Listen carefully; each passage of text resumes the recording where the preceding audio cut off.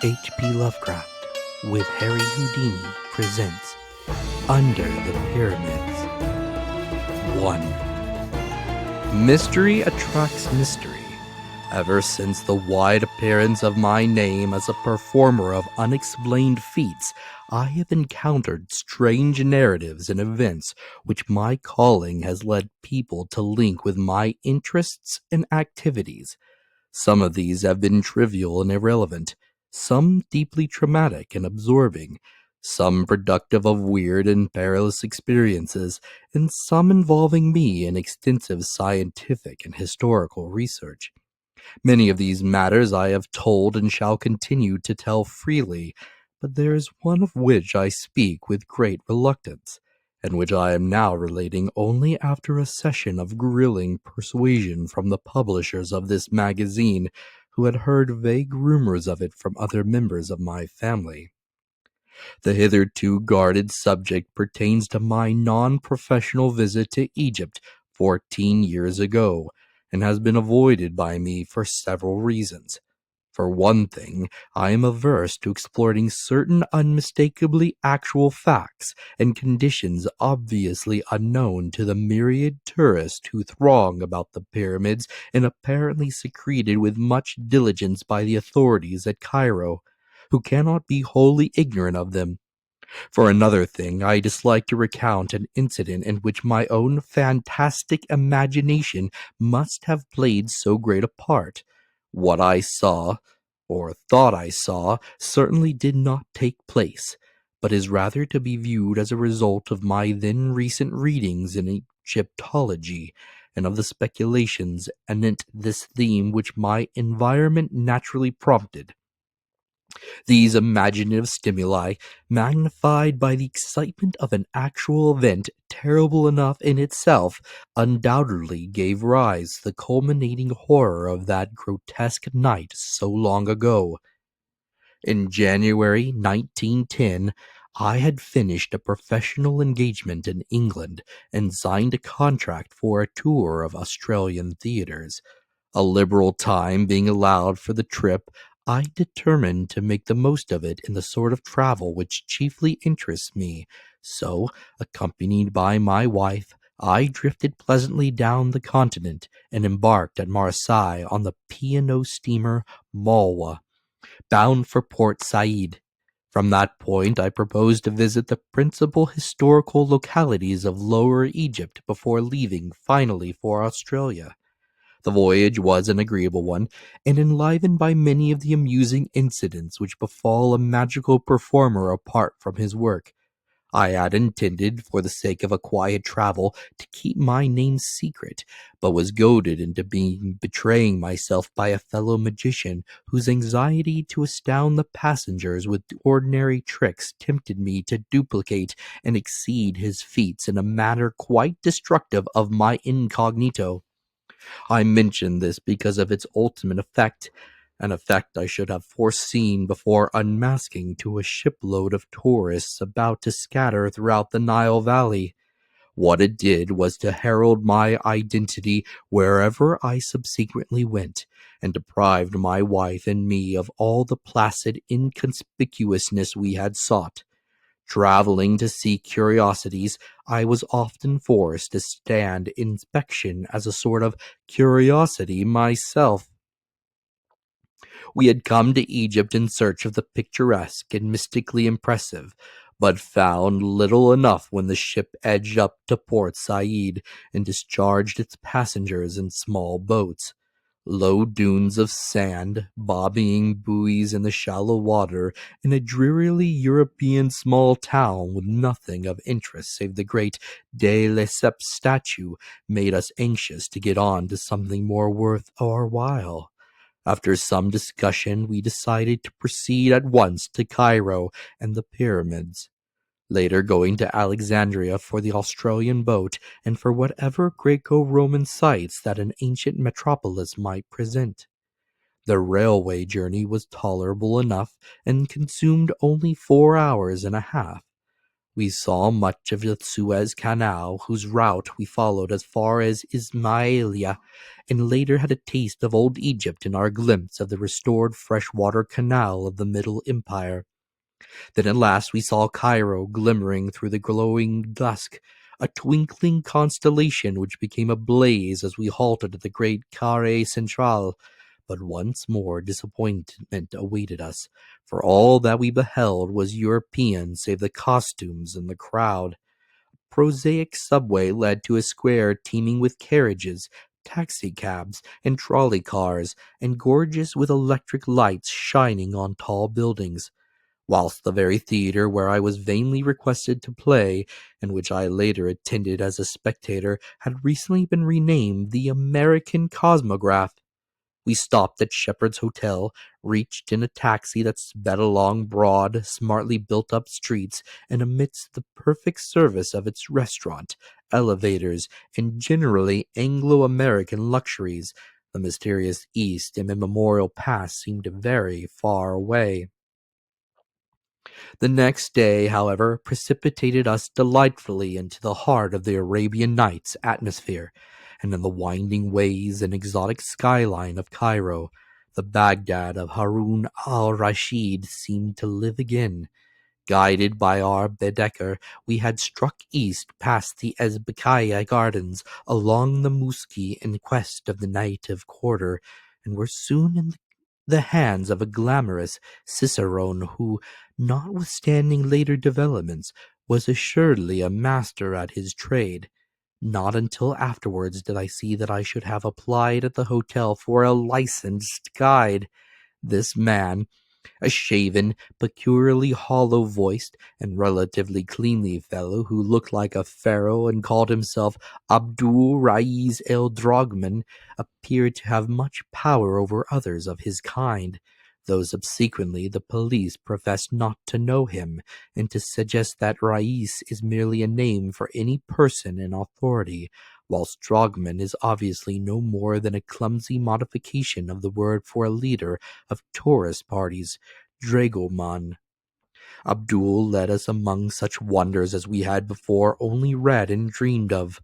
Old Cairo is itself a storybook and a dream, labyrinths of narrow alleys redolent of aromatic secrets, arabesque balconies and oriels nearly meeting up above the cobbled streets, maelstroms of oriental traffic with strange cries, cracking whips, rattling carts, jingling money, and braying donkeys.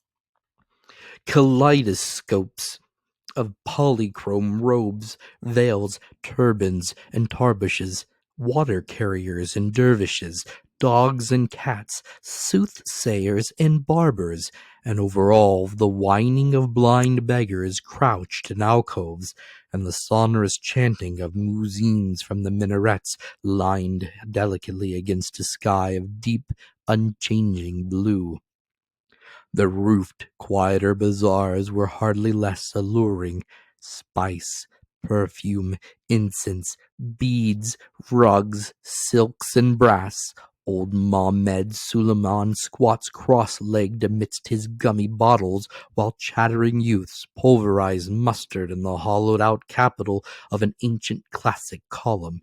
A Roman Corinthian, perhaps from neighboring Heliopolis, where Augustus stationed one of his 3 Egyptian legions. Antiquity begins to mingle with exoticism, and then the mosques and the museum. We saw them all, and tried not to let our Arabian revel succumb to the darker charm of pharaonic Egypt, which the museum's priceless treasures offered. That was to be our climax, and for the present we concentrated on the medieval Saracenic glories of the caliphs, whose magnificent tomb mosques form a glittering fairy necropolis on the edge of the Arabian desert. At length Abdul took us along the Sharia Muhammad Ali to the ancient mosque of Sultan Hassan, and the tower-flanked Babul Azab, beyond which climbs the steep-walled path to the mighty citadel that Saladin himself built with the stones of forgotten pyramids. It was sunset when we scaled that cliff, circled the modern mosque of Muhammad Ali, and looked down from the dizzying parapet over mystic Cairo. Mystic Cairo, all golden with its carven domes, its ethereal minarets, and its flaming gardens.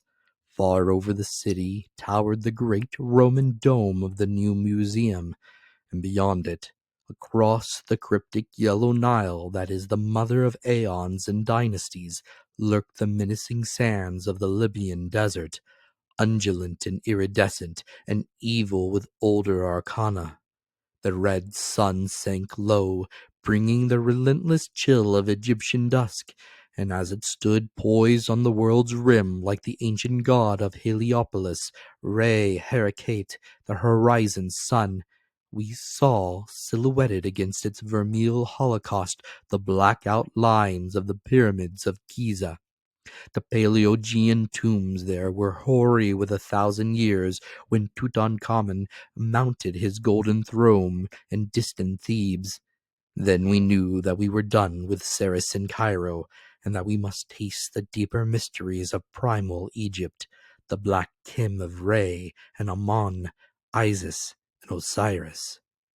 The next morning we visited the pyramids, riding out in a Victoria across the great Nile Bridge with its bronze lions, the island of Gizeh with its massive lebka trees, and the smaller English bridge to the western shore.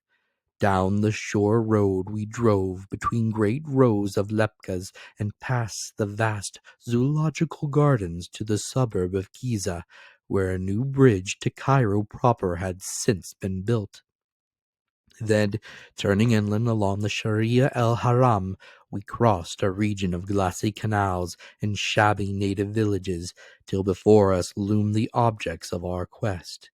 Cleaving the mists of dawn and forming inverted replicas in the roadside pools, 40 centuries, as Napoleon had told his campaigners there, indeed looked down upon us. The road now rose abruptly till we finally reached our place of transfer between the trolley station and the Minna House Hotel.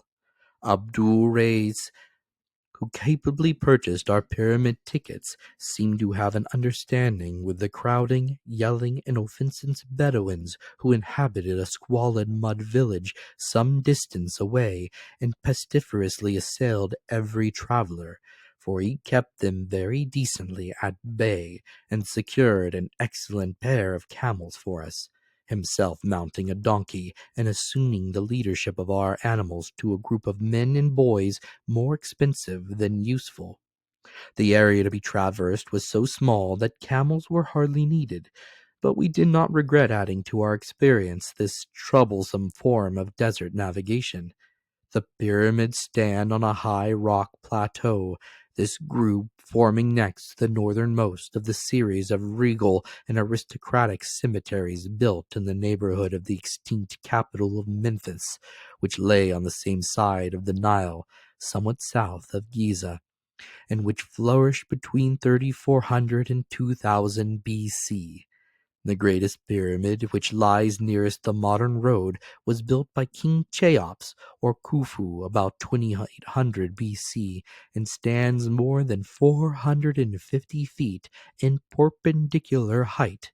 And a line southwest from this are successively the second pyramid, built a generation later by King Khephren, and those slightly smaller, looking even larger because set on a higher ground, and the radically smaller third pyramid of King Mycerinus, built about 2700 BC, near the edge of the plateau and due east of the second pyramid, with a face probably altered to form a colossal portrait of Khephren.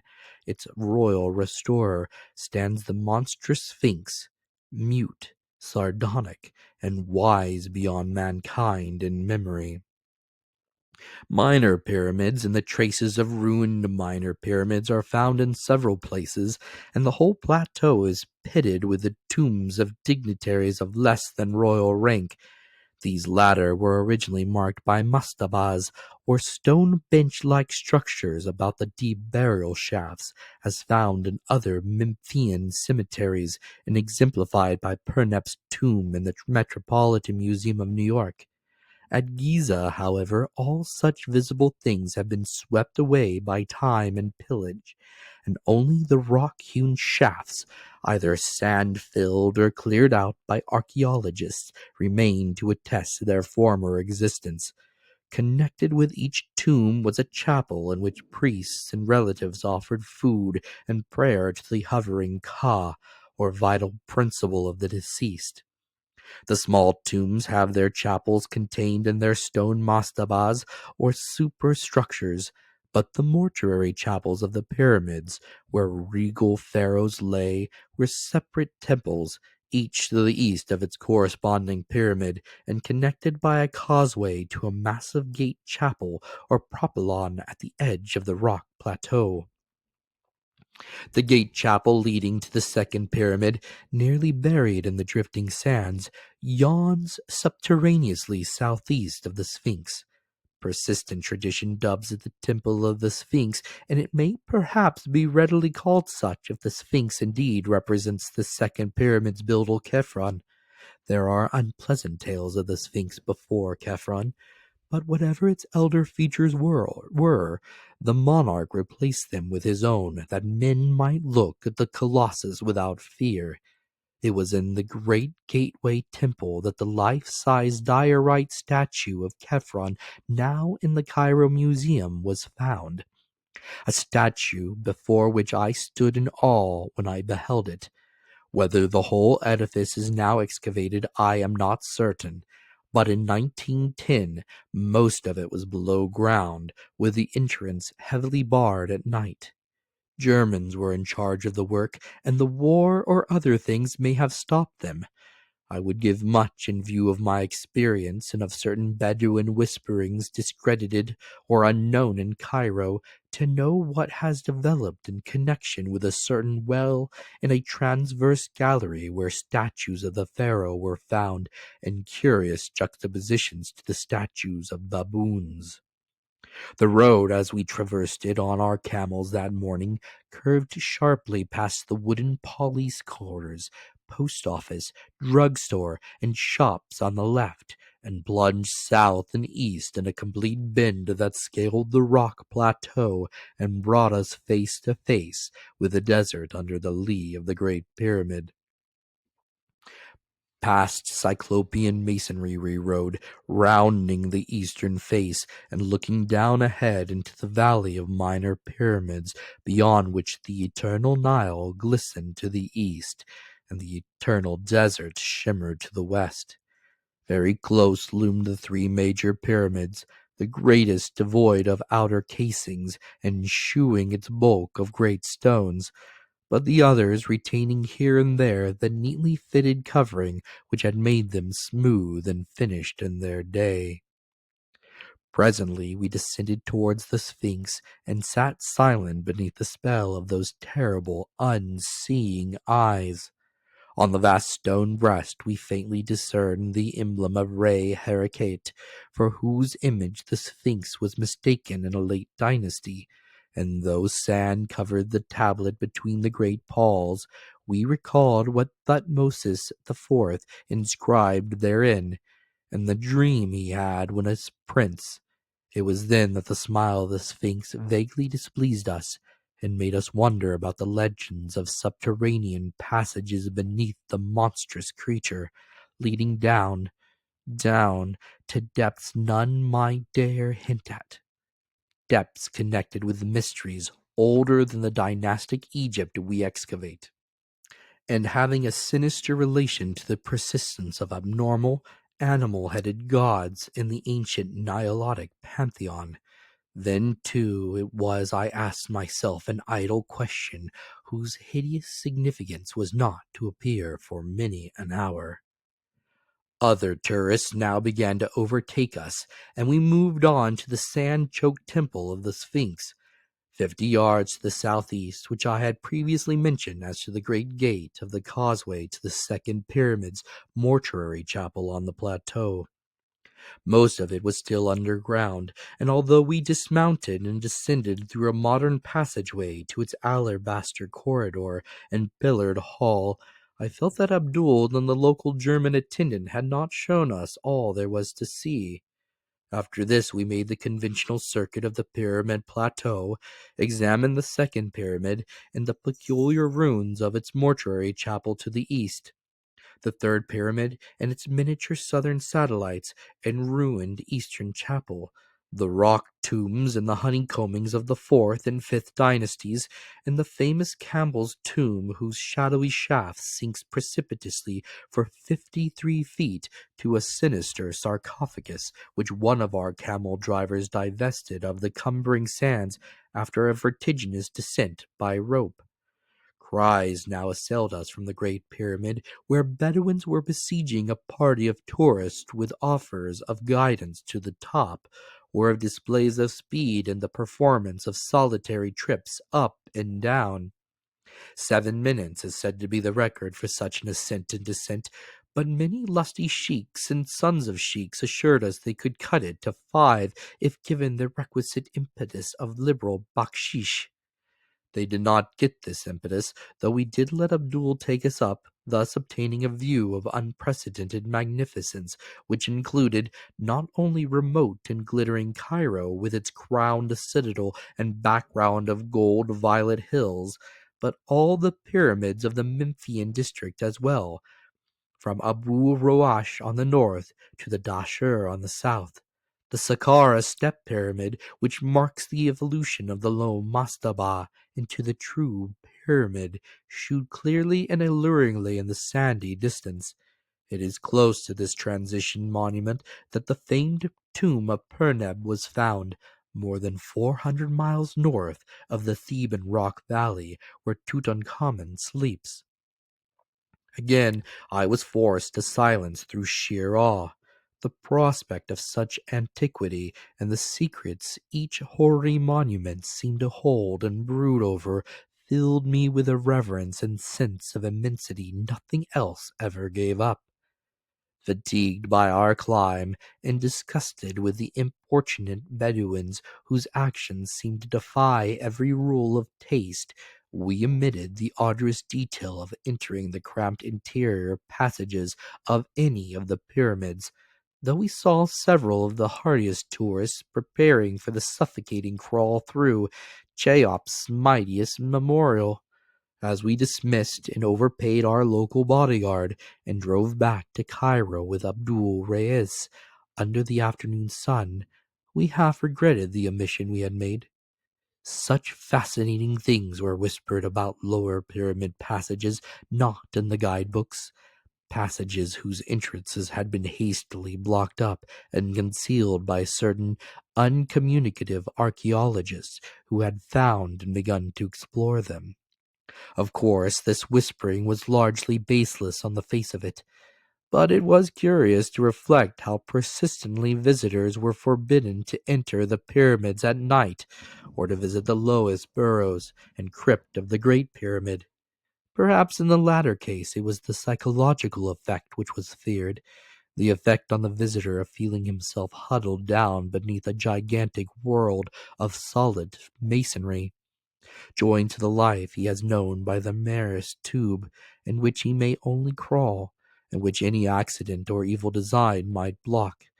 The whole subject seems so weird and alluring that we resolved to pay the Pyramid Plateau another visit at the earliest possible opportunity. For me, this opportunity came much earlier than I expected. That evening, the members of our party, feeling somewhat tired after the strenuous program of the day, I went alone with Abdul Reyes for a walk through the picturesque Arab quarter. Though I had seen it by day, I wished to study the alleys and bazaars in the dusk, when rich shadows and mellow gleams of light would add to their glamour and fantastic illusion. The native crowds were thinning, but were still very noisy and numerous when we came upon a knot of revelling Bedouins in the Sukin Nahasin, or bazaar of the coppersmiths. Their apparent leader, an insolent youth with heavy features and saucily cocked tarbush, took some notice of us, and evidently recognized with no great friendliness my competent, but admittedly supercilious and sneeringly disposed guide. Perhaps I thought he resented that odd reproduction of the Sphinx's half-smile, which I had often remarked with amused irritation. Or perhaps he did not like the hollow and sepulchral resonance of Abdul's voice. At any rate, the exchange of ancestrally opprobrious language became very brisk, and before long Ali Ziz, as I heard the stranger called when called by no worse name, began to pull violently Abdul's robe, an action quickly reciprocated, and leading to a spirited scuffle in which both combatants lost their sacredly cherished headgear, and would have reached an even direr condition had I not intervened and separated them by main force. My interference, at first seemingly unwelcome on both sides, succeeded at last in effecting a truce. Sullenly each belligerent composed his wrath in his attire, and with an assumption of dignity as profound as it was sudden, the two formed a curious pact of honor, which I soon learned is a custom of great antiquity in Cairo, a pact for the settlement of their difference by means of a nocturnal fist-fight atop the Great Pyramid, long after the departure of the last moonlight sightseer. Each duelist was to assemble a party of seconds, and the affair was to begin at midnight, preceded by rounds of the most civilized possible fashion. In all this planning there was much which excited my interest. The fight itself promised to be unique and spectacular, while the thought of the scene on that hoary pile overlooking the antediluvian plateau of Giza, under the wan moon of the pallid small hours, appealed to every fibre of imagination in me. A request found Abdul exceedingly willing to admit me to his party of seconds, so that all the rest of the early evening I accompanied him to various dens in the most lawless regions of the town, mostly northeast of the Ezbekaya, where he gathered one by one a select and formidable band of congenial cutthroats as his pugilistic background.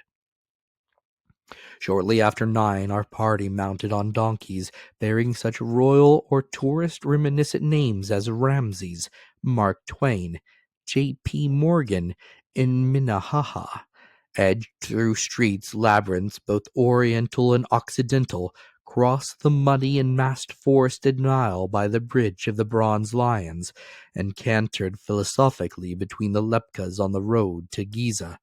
Slightly over 2 hours were consumed by the trip, towards the end of which we passed the last of the returning tourists, saluted the last inbound trolley car, and were alone with the night and the past and the spectral moon. Then we saw the vast pyramids at the end of the avenue, ghoulish with a dim atavistical menace which I had not seemed to notice in the daytime. Even the smallest of them held a hint of the ghastly, for was it not in this that they had buried Queen Nitocris alive in the 6th dynasty? Subtle Queen Nitocris, who once invited all her enemies to a feast in a temple below the Nile and drowned them by opening the water gates? I recalled that the Arabs whispered things about Nitocris and shunned the third pyramid at certain phases of the moon. It must have been over her that Thomas More was brooding when he wrote a thing muttered about by Memphian boatmen. The subterranean nymph that dwells mid sunless gems and glories hid, the lady of the pyramid. Early as we were, Ali Ziz and his party were ahead of us, for we saw their donkeys outlined against the desert plateau at Kefr el Harim, towards which squalid Arab settlement, close to the Sphinx. We had diverged instead of following the regular road to the Met House, where some of the sleepy, inefficient police might have observed and halted us. Here, where filthy Bedouins stabled camels and donkeys in the rock tombs of Kefren's courtiers, we were led up the rocks and over the sand to the Great Pyramid, up whose time-worn sides the Arabs swarmed eagerly, Abdul Reyes offering me the assistance I did not need. As most travelers know, the actual apex of this structure has long been worn away, leaving a reasonably flat platform 12 yards square. On this eerie pinnacle, a squared circle was formed, and in a few moments the sardonic desert moon leered down upon a battle which, but for the equality of the ringside cries, might well have occurred at some minor athletic club in America. As I watched it, I felt that some of our less desirable institutions were not lacking, for every blow feint and defense bespoke stalling to my not inexperienced eye. It was quickly over, and despite my misgiving as to the methods, I felt a sort of proprietary pride when Abdul Reis was adjudged the winner. Reconciliation was phenomenally rapid, and amidst the singing, fraternizing, and drinking which followed, I found it difficult to realize that a quarrel had ever occurred. Oddly enough, I myself seemed to be more of a center of notice than the antagonist, and from my smattering of Arabic, I judged that they were discussing my professional performances and escapes from every sort of manacle and confinement, in a manner which indicated not only a surprising knowledge of me, but a distinct hostility and skepticism concerning my feats of escape. It gradually dawned on me that the elder magic of Egypt did not depart without leaving traces, and that fragments of a strange secret lore and priestly cult practices have survived surreptitiously amongst the fellahin to such an extent that the prowess of a strange Hawi, or magician, is resented and disputed. I thought of how much my hollow-voiced guide Abdul Reis looked like an old Egyptian priest, or pharaoh, or smiling sphinx, and wondered. Suddenly, something happened, which in a flash proved the correctness of my reflections, and made me curse the denseness whereby I had accepted this night's events as other than the empty and malicious frame-up they were now showed themselves to be. Without warning, and doubtless in answer to some subtle sign from Abdul, the entire band of Bedouins precipitated itself upon me, and having produced heavy ropes, soon had me bound as securely as I was ever bound in the course of my life, either on the stage or off. I struggled at first, but soon saw that one man could make no headway against a band of over 20 sinewy barbarians. My hands were tied behind my back, my knees bent to their fullest extent, and my wrists and ankles stoutly linked together with unyielding cords. A stifling gag was forced into my mouth, and a blindfold fastened tightly over my eyes. Then, as the Arabs bore me aloft on their shoulders and began a jouncing descent of the pyramid, I heard the taunts of my late guide Abdul, who mocked and jeered delightedly in his hollow voice, and assured me that I was soon to have my magic powers put to a supreme test which would quickly remove any egotism I might have gained through triumphing over all the tests offered by America and Europe. Egypt, he reminded me, is very old and full of inner mysteries and antique powers not even conceivable to the experts of today, whose devices had so uniformly failed to entrap me. How far or in what direction I was carried I cannot tell, for the circumstances were all against the formation of any accurate judgment. I know, however, that it could not have been a great distance, since my bearers at no point hastened beyond a walk, yet kept me aloft a surprisingly short time. It is this perplexing brevity which makes me feel almost like shuddering when I think of Gaza and its plateau. For one is oppressed by hints of the closeness to everyday tourist routes of what existed then and must exist still. The evil abnormality I speak of did not become manifest at first. Setting me down on a surface which I recognized as sand rather than rock, my captors passed a rope around my chest and dragged me a few feet to a ragged opening in the ground, into which they presently lowered me with much rough handling, For apparent aeons I bumped against the stony, irregular sides of a narrow-hewn well which I took to be one of the numerous burial shafts of the plateaus, until the prodigious, almost incredible depth of it robbed me of all basis of conjecture. The horror of the experience deepened with every dragging second. That any descent through the sheer solid rock could be so vast without reaching the core of the planet itself, or that any rope made by man could be so long as to dangle me in these unholy and seemingly fathomless profundities of nether earth, were beliefs of such grotesqueness that it was easier to doubt my agitated senses than to accept them. Even now I am uncertain, for I know how deceitful the sense of time becomes when one or more of the usual perceptions or conditions of life is removed or distorted. But I am quite sure that I preserved a logical consciousness that far, that at least I did not add any full-grown phantoms of imagination to a picture hideous enough in its reality, inexplicably by a type of cerebral illusion vastly short of actual hallucination. All this was not the cause of my first bit of fainting.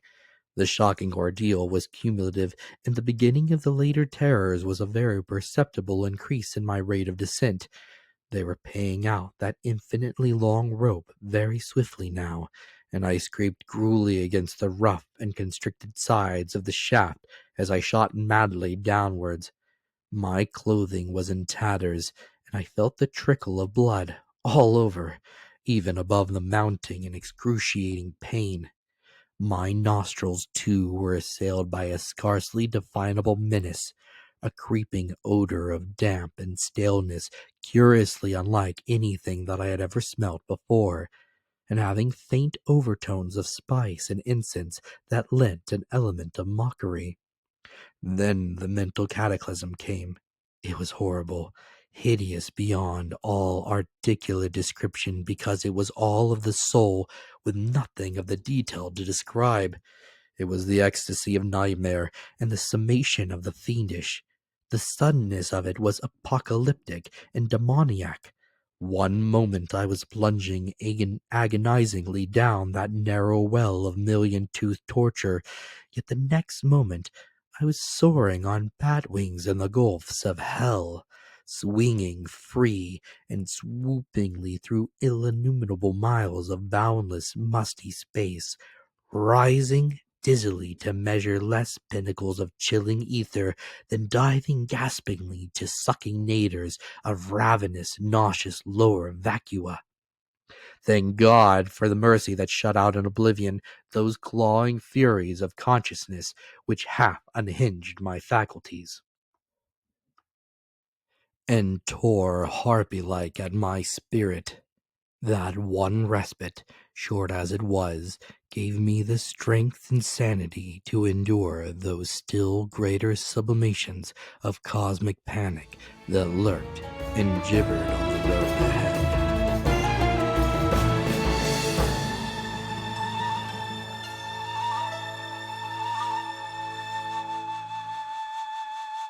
Two.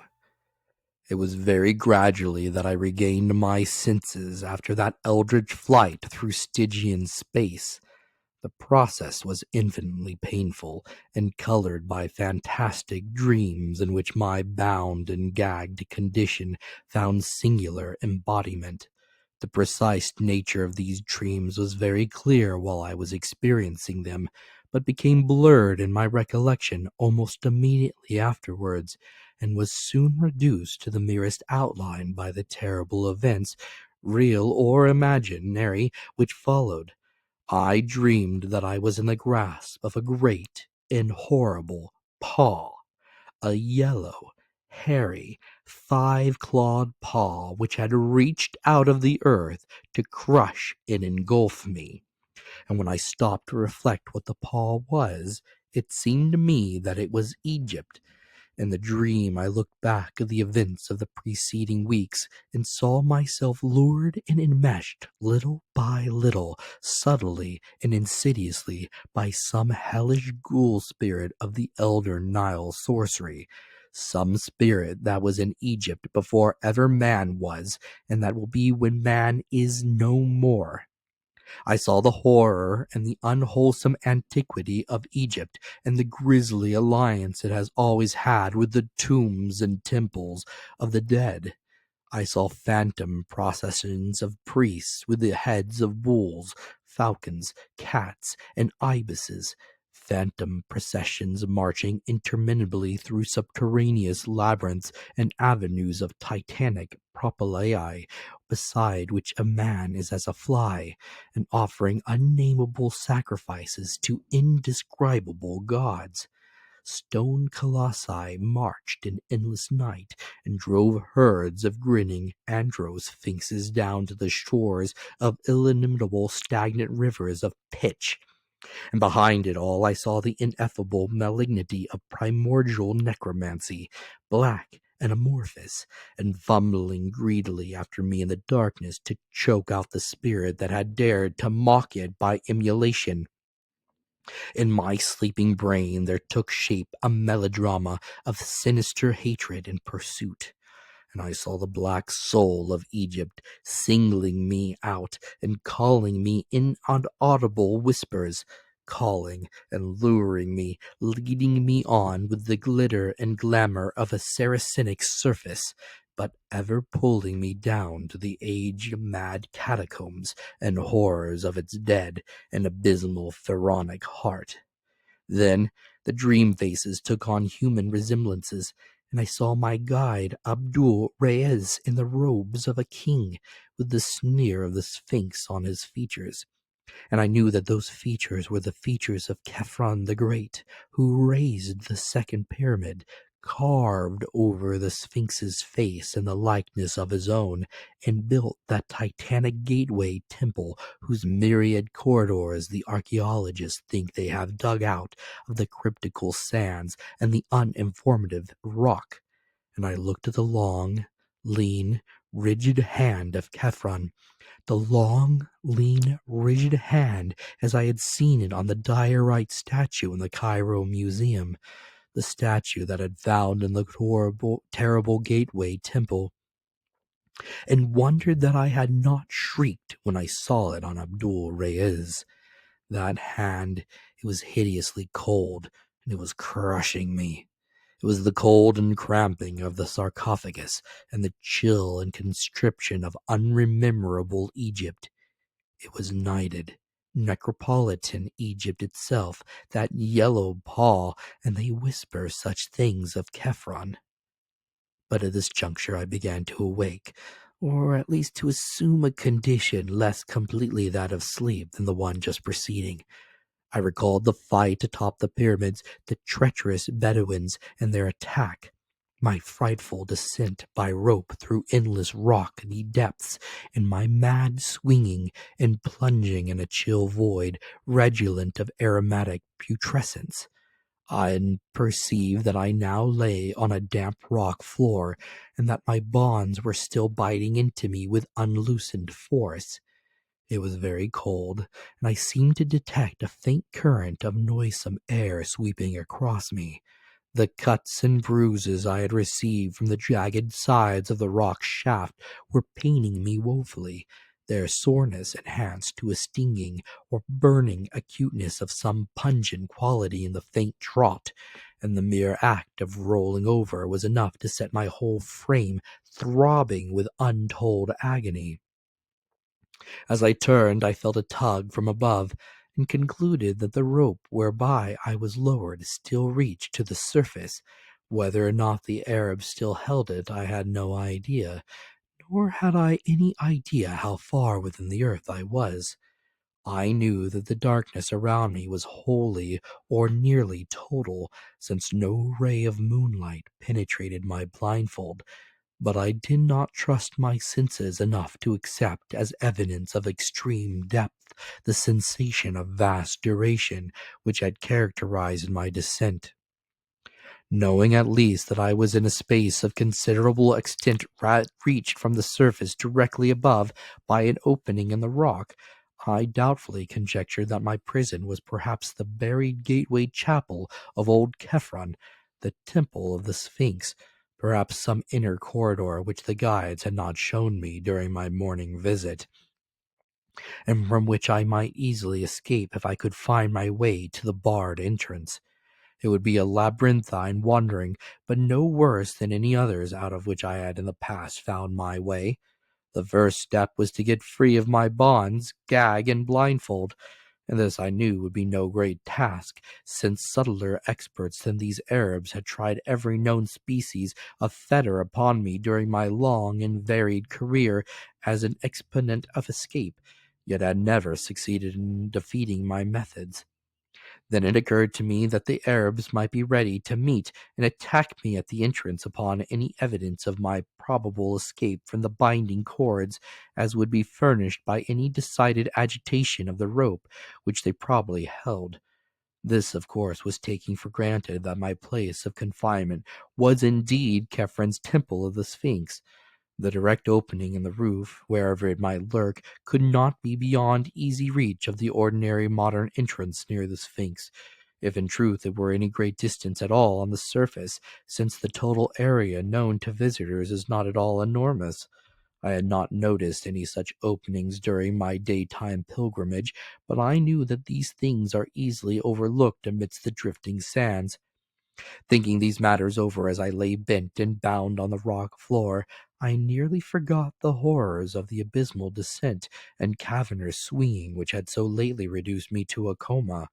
My present thought was only to outwit the Arabs, and I accordingly determined to work myself free as quickly as possible, avoiding any tug on the descending line which might betray an effective or even problematical attempt at freedom. This, however, was more easily determined than effected. A few preliminary trials made it clear that little could be accomplished without considerable motion, and it did not surprise me. After one especially energetic struggle, I began to feel the coils of falling rope as they piled up about me and upon me. Obviously, I thought, the Bedouins had felt my movements and released their end of the rope, hastening, no doubt, to the temple's true entrance to lie murderously in wait for me. The prospect was not pleasing, but I had faced worse in my time, without flinching, and would not flinch now. At present, I must first of all free myself of bonds, then trust to ingenuity to escape from the temple unharmed. It is curious how implicitly I had come to believe myself in the old temple of Khephren beside the Sphinx, only a short distance below the ground. The belief was shattered, and every pristine apprehension of my preternatural depth and demoniac mystery revived by a circumstance which grew in horror and significance even as I formulated my philosophical plan. I have said that the falling rope was piling up about and upon me. Now I saw that it was continuing to pile, as no rope of normal length could possibly do. It gained in momentum and became an avalanche of hemp, accumulating mountainously on the floor and half burying me beneath its swiftly multiplying coils. Soon I was completely engulfed and gasping for breath as the increasing convulsions submerged and stifled me.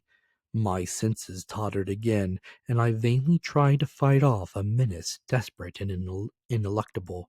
It was not merely that I was too tortured beyond human endurance, not merely that life and breath seemed to be crushed slowly out of me. It was the knowledge of what those unnatural links of rope implied, and the consciousness of what unknown and incalculable gulfs of inner earth must at this moment be surrounding me. My endless descent and swinging flight through goblin space, then, must have been real, and even now I must be lying helpless in some nameless cavern, whirled towards the core of the planet. Such a sudden confirmation of ultimate horror was insupportable, and a second time I lapsed into merciful oblivion. When I say oblivion, I do not imply that I was free from dreams. On the contrary, my absence from the conscious world was marked by visions of the most unutterable hideousness. God! If only I had known, not read, so much Egyptology before coming to this land, which is the fountain of all darkness and terror. This second spell of fainting filled my sleeping mind anew with shivering and realization of the country and its archaic secrets, and through some damnable chance my dreams turned to the ancient notions of the dead and their sojournings in soul and body beyond those mysterious tombs which were more houses than graves. I recalled in dream shapes, which it is well that I do not remember, the peculiar and elaborate construction of Egyptian sepulchres, and the exceeding singular and terrific doctrine which determined this construction. All these people thought of was death and the dead.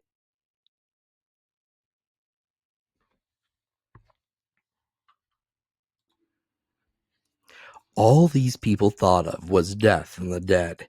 They conceived of a literal resurrection of the body, which made them mummify it with desperate care, and preserve all the vital organs in canopic jars near the corpse, whilst beside the body they believed in two other elements: the soul, which after its weighing and approval by Osiris dwelt in the land of the blessed, and the obscure and portentous Ka, or life principle, which wandered about the upper and lower worlds in a horrible way, demanding occasional access to the preserved body, consuming the food offerings brought by priests and pious relatives to the mortuary chapel.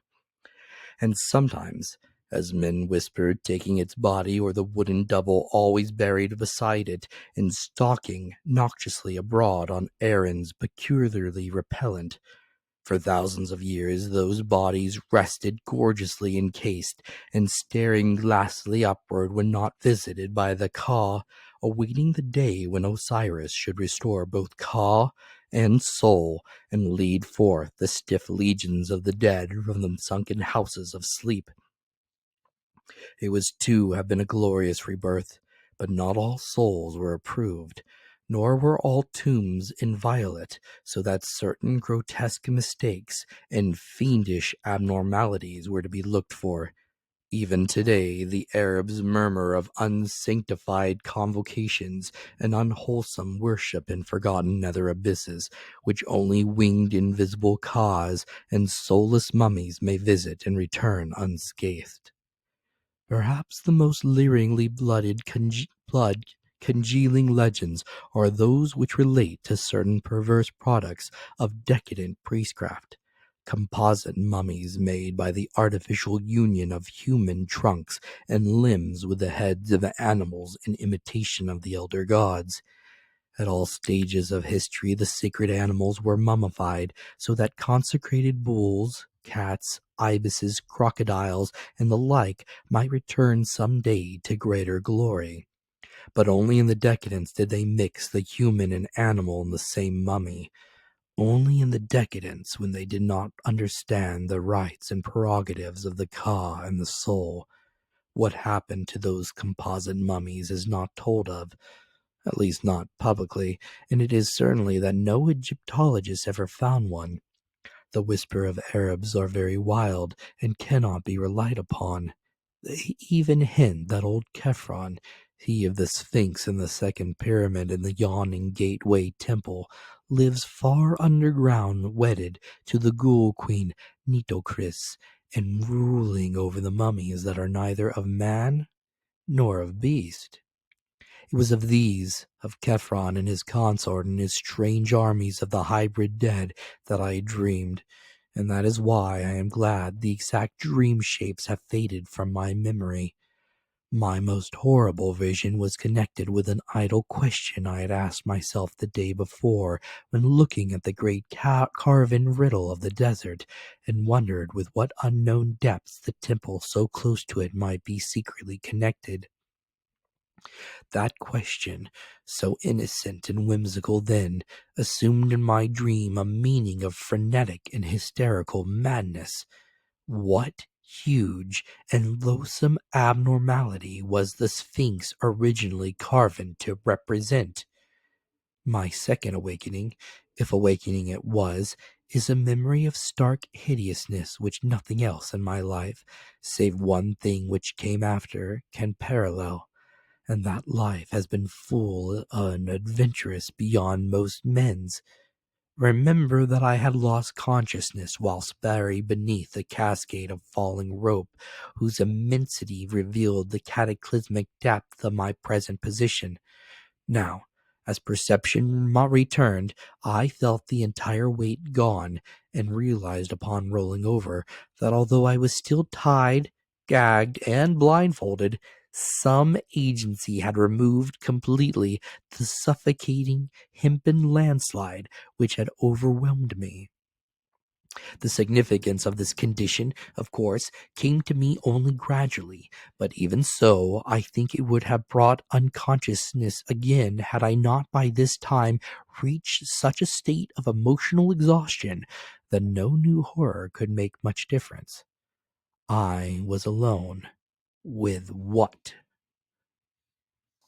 Before I could torture myself with any new reflection or make any fresh effort to escape from my bonds, an additional circumstance became manifest.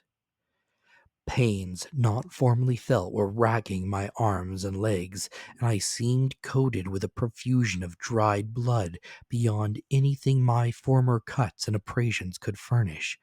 My chest, too, seemed pierced by 100 wounds, as though some malign titanic ibis had been pecking at it.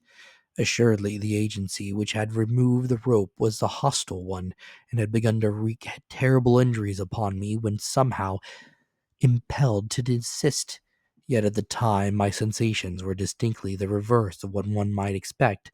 Instead of sinking into a bottomless pit of despair, I was stirred to a new courage and action, for now I felt that the evil forces were physical things which a fearless man might encounter on an even basis. On the strength of this thought, I tugged again at my bonds and used all the art of a lifetime to free myself as I had so often done amidst the glare of lights and the applause of vast crowds. The familiar details of my escaping process commenced to engross me, and now that the long rope was gone, I half regained my belief that the supreme horrors were hallucinations after all, and that there had never been any terrible shaft, measureless abyss, or interminable rope. Was I, after all, in the gateway temple of Khephren beside the Sphinx, and had the sneaking Arabs stolen in to torture me as I lay hapless there? At any rate, I must be free. Let me stand up unbound, ungagged, and with eyes open to catch any glimmer of light which might come trickling from any source, and I could actually delight in the combat against evil and treacherous foes. How long I took in shaking off my encumbrances I cannot tell. It must have been longer than in my exhibition performances, because I was wounded, exhausted, and enervated by experiences I had passed through when I was finally free and taking deep breaths of a chill, damp, evilly spiced air, of all the more horrible when encountered without the screen of gag and blindfolded edges. I found that I was too cramped and fatigued to move at once. There I lay, trying to stretch a frame bent and mangled for an indefinite period, and straining my eyes to catch a glimpse of some ray of light, which would give a hint as to my position. By degrees my strength and flexibility returned, but my eyes beheld nothing. As I staggered to my feet, I peered diligently in every direction, yet met only an ebony blackness as great as that I had known when blindfolded. I tried my legs, blood encrusted beneath my shredded trousers, and found that I could walk, yet could not decide in what direction to go.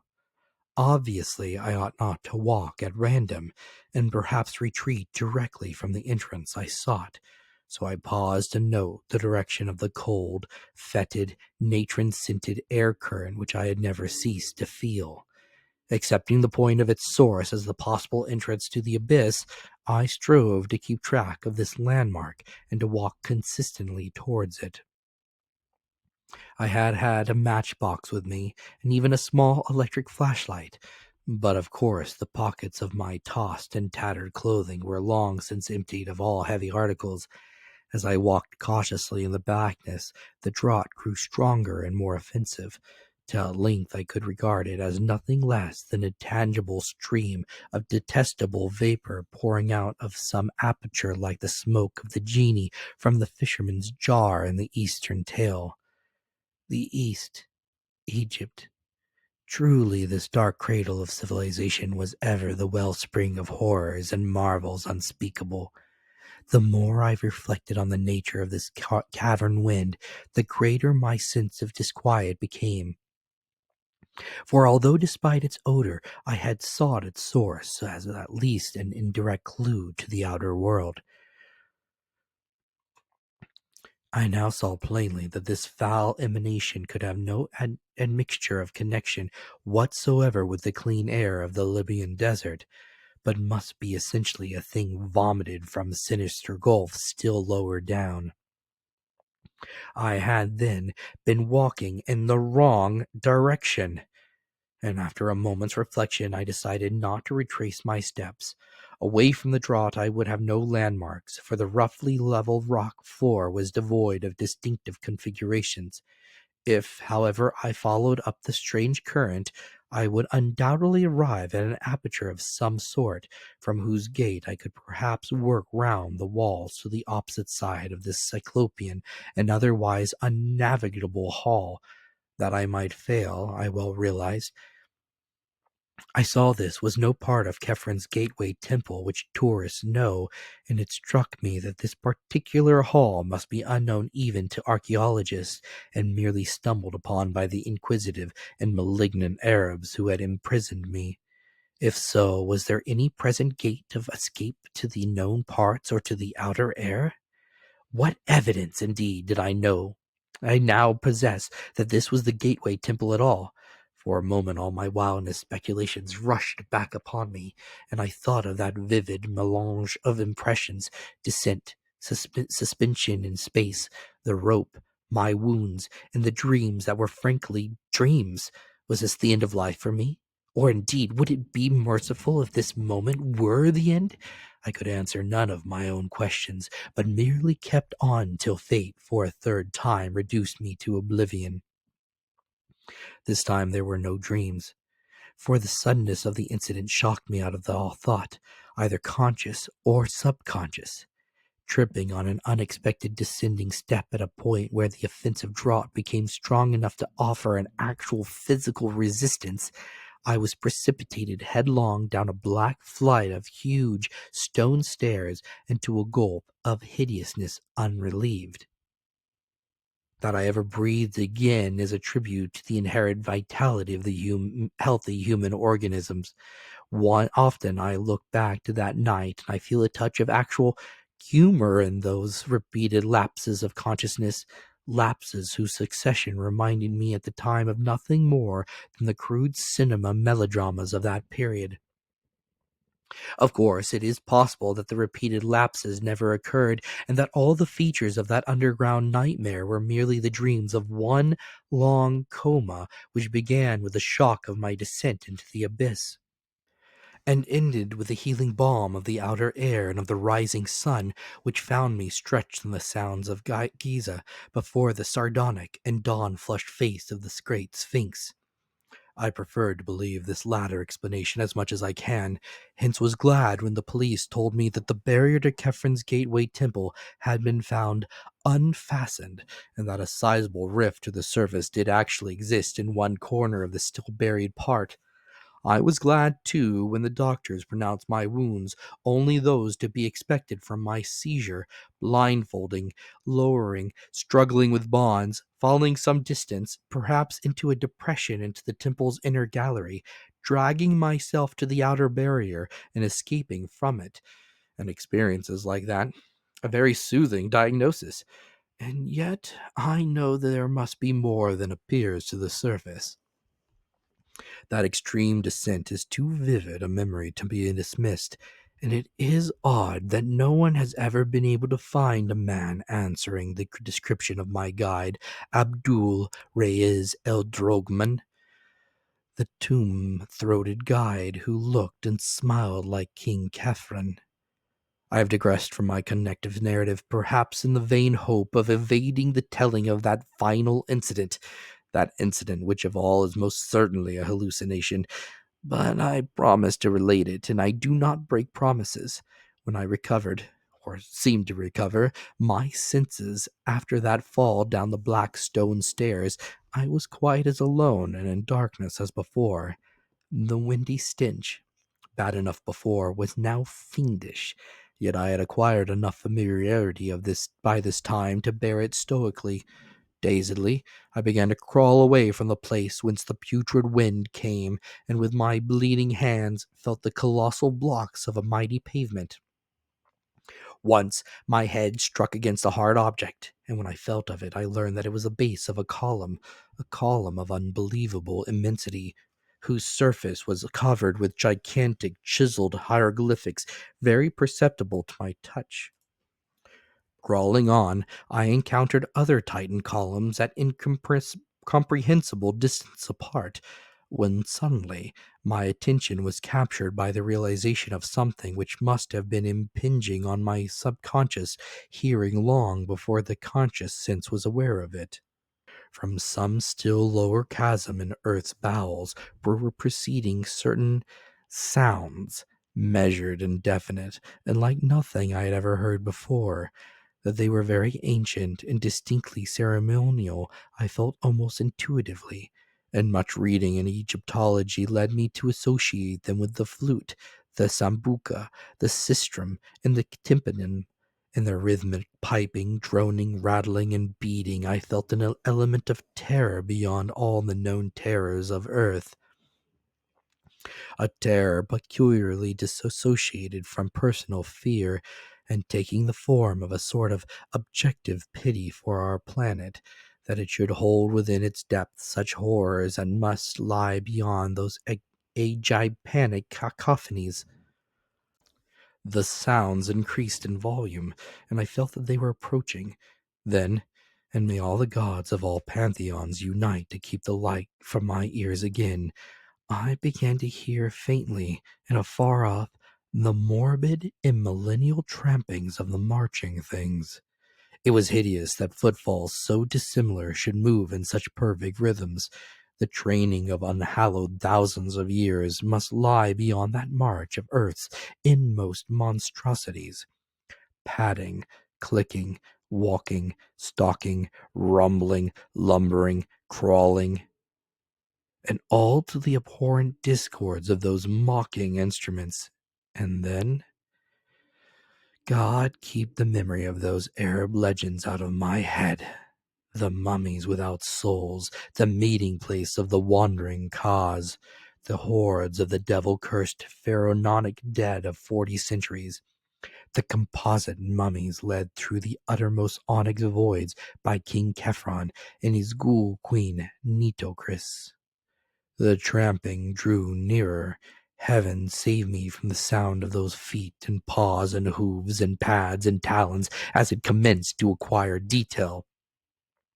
Down limitless reaches of sunless pavement, a spark of light flickered in the melodious wind, and I drew behind the enormous circumference of a cyclopic column that I might escape for a while the horror that was stalking million-footed towards me through the gigantic hypostyles of inhuman dread and phobic antiquity.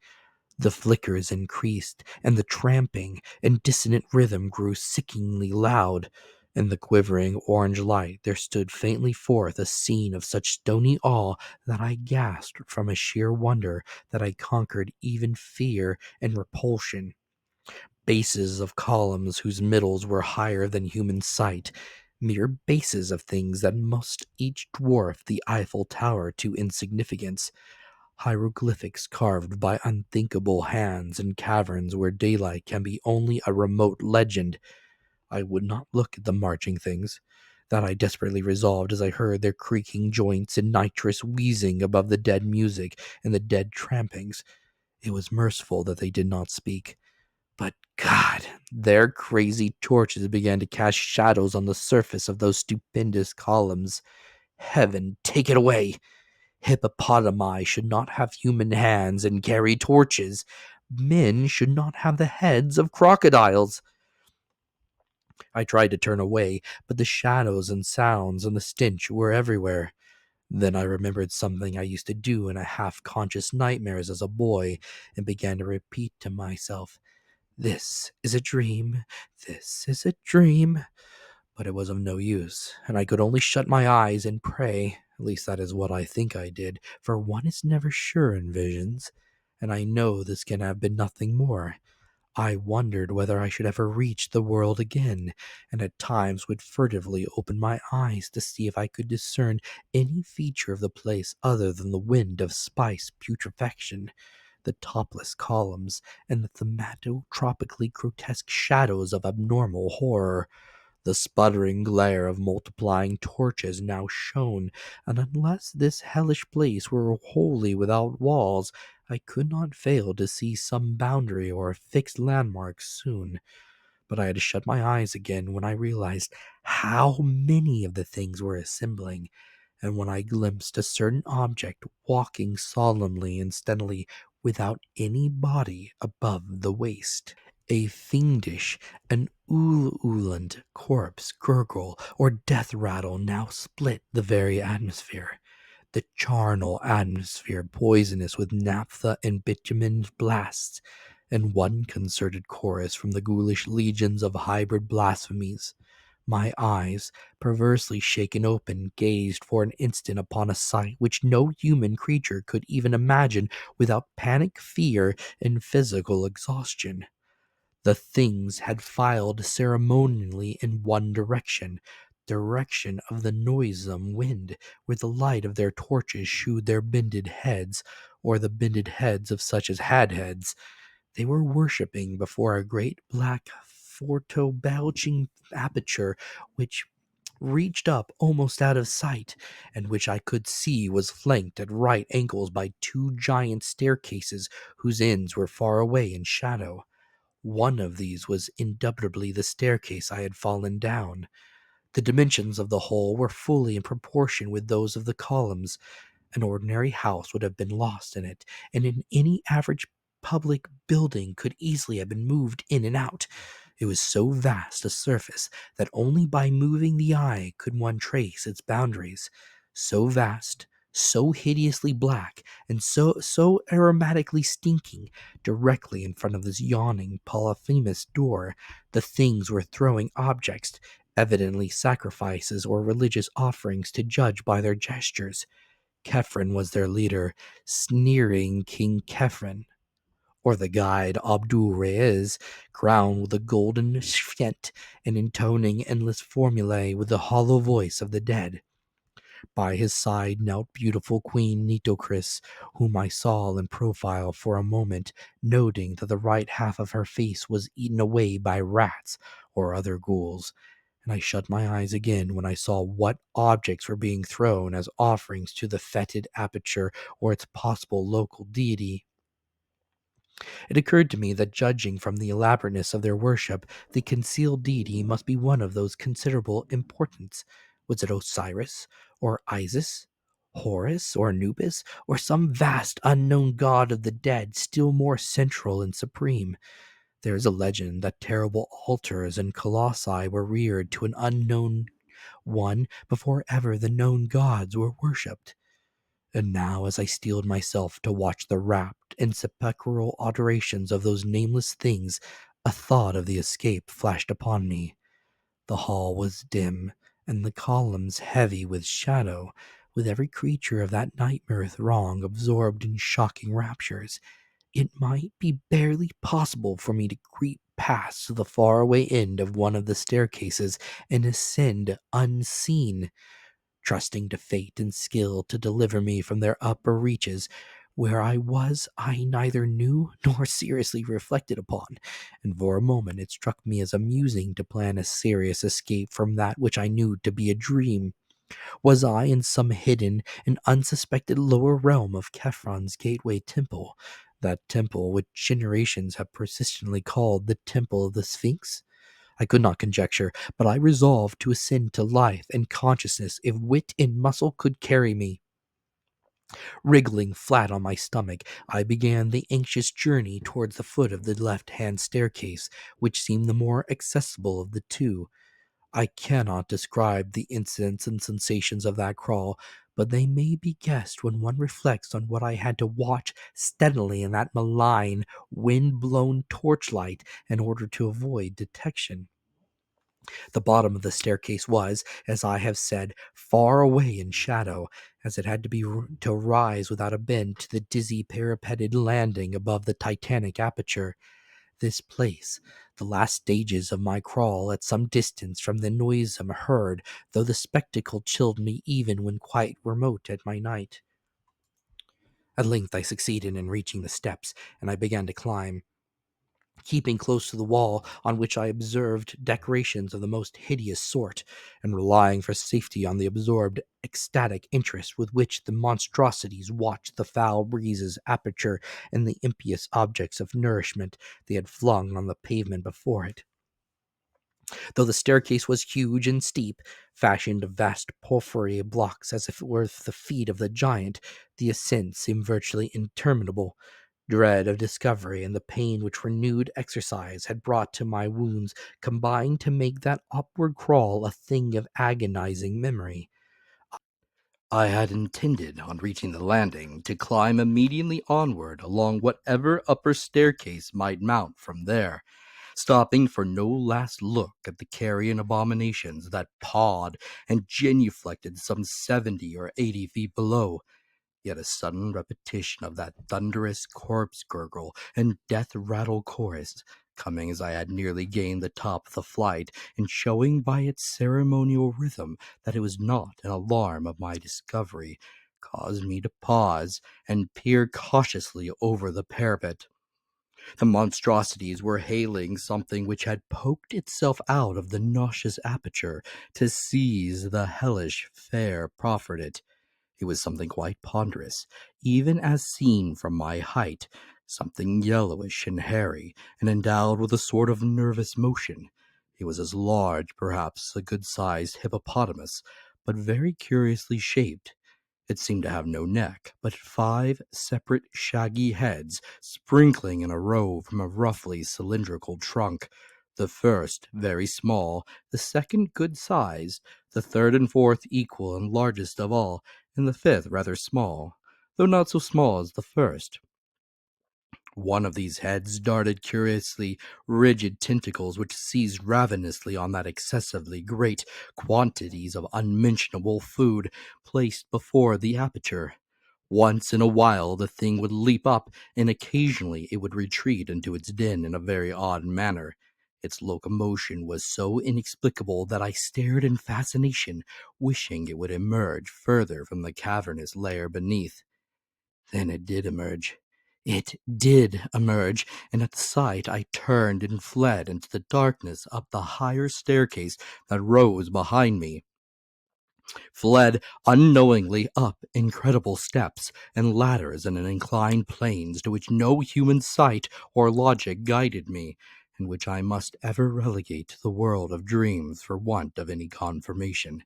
It must have been a dream, or the dawn would never have found me breathing on the sands of Giza before the sardonic, dawn-flushed face of the Great Sphinx.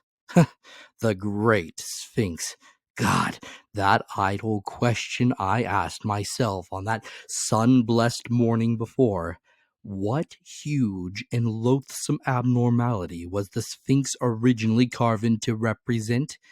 Accursed is the sight, be it in dream or not, that revealed to me the supreme horror, the unknown god of the dead, which licks its colossal chops in the unsuspected abyss, fed hideous morsels by soulless absurdities that should not exist. The 5-headed monster that emerged, that 5-headed monster as large as a hippopotamus, the 5-headed monster, and that of which it is the merest forepaw.